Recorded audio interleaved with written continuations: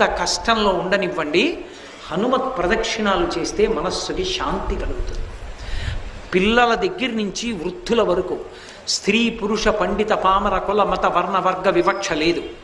ఎవ్వరైనా హనుమకి ప్రదక్షిణం చెయ్యవచ్చు. పరాశర మహర్షి పెట్టిన నిబంధన ఒక్కటి, ఇది మాత్రం పాటించాలి. ఈ శ్లోకం చెప్తూ ప్రదక్షిణం చెయ్యాలి. రెండవది, ఎక్కువ ప్రదక్షిణాలు చెయ్యాలని ఏదైనా కామితంతో కానీ ఏదైనా కామ్యంతో కానీ చేస్తే అప్పుడు మాత్రం చేతిలో పసుపు బొమ్మలు కానీ వక్కలు కానీ పట్టుకుని పళ్ళెం పెట్టి అందులో వెయ్యాలి ప్రదక్షిణం అవగానే. తప్ప వేళ్లతో లెక్క పెట్టడం, కాగితం మీద పెన్నుతో రాసి గీతలు కొట్టడం, పుల్లలతో గుచ్చడం, అటువంటి ప్రదక్షిణాలు చెయ్యకూడదు. అది దోషభూయిష్టం. కాబట్టి అలా ప్రదక్షిణం చేస్తే హనుమ పరమ ప్రసన్నులవుతారు అని. హనుమ ప్రసన్నులవడానికి ఏకైక మార్గము హనుమత్ ప్రదక్షిణములే అని పరాశర